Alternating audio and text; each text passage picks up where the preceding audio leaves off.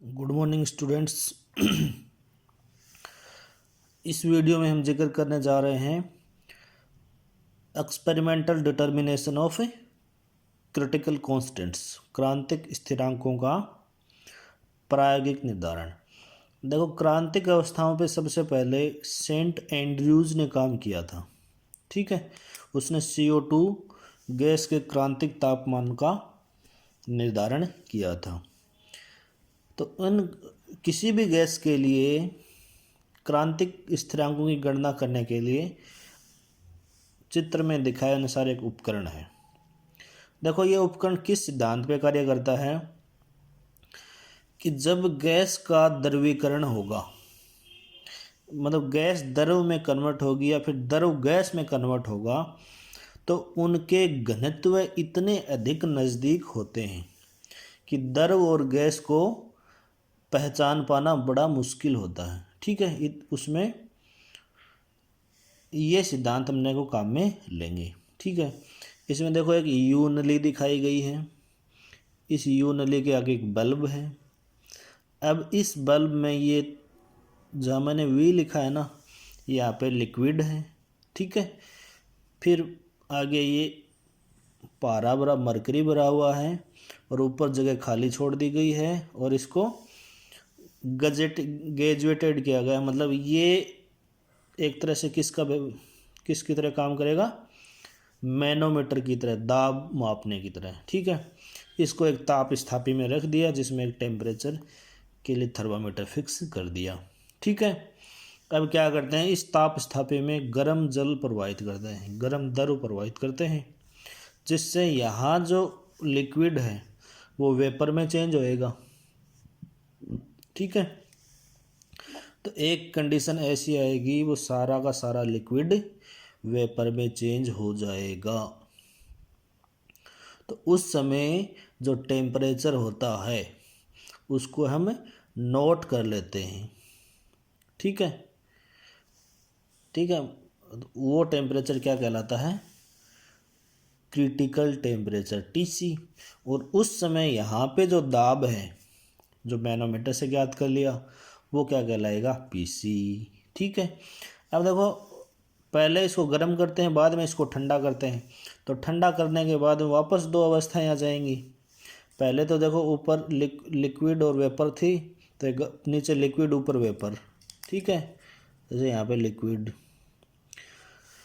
तो गर्म करने से पहले दो अवस्थाएं थी, एक सतह अपने को दिखाई दे रही थी, लिक्विड और वेपर।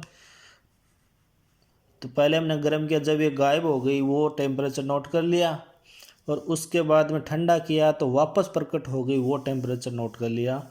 इसका माध्य मान क्या निकाला गया, TC। ठीक है, और इस TC के संगत यहाँ पे जो दाब आया उसको क्या कहेंगे, PC। ठीक है, TC और PC तो हमें ज्ञात हो गए। अब देखो, TC और PC ज्ञात हो गए तो PV बराबर nRT। यहाँ पे मान लो TC रखें, यहाँ पे PC रखें, ये कांस्टेंट हैं, ये नंबर ऑफ मोल हैं।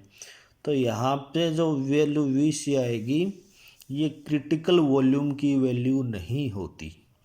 तो हम इस तरीके से वॉल्यूम को ज्ञात नहीं कर सकते, क्योंकि टेम्परेचर के छोटे से चेंज के लिए या प्रेशर के छोटे से चेंज के लिए वॉल्यूम में चेंज बहुत ज़्यादा हो जाता है। और ये आदर्श गैस इक्वेशन है, वास्तविक गैस है इसको फॉलो नहीं करती। तो फिर VC का मान कैसे निकालें, तो VC का मान निकालने के लिए हम ये तरीका अपनाते हैं। इसमें देखो हमने क्या किया है, एक्स एक्सिस पे लिया है डेंसिटी और यहाँ पे लिया है टेम्परेचर। ठीक है, अब ये देखो ऐसे कर्व आता है, ये है संतृप्त वाष्प का घनत्व है।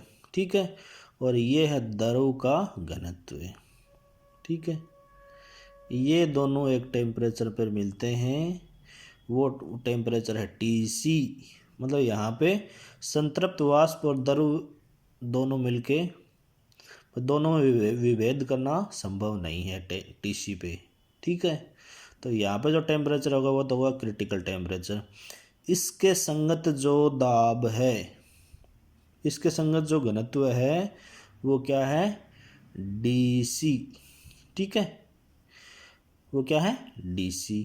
अब देखो इसमें दिक्कत क्या आती है, इसमें दिक्कत ये आती है कि ये जो C बिंदु प्राप्त हुआ है ना, ये फ्लैट प्राप्त होता है ऐसे।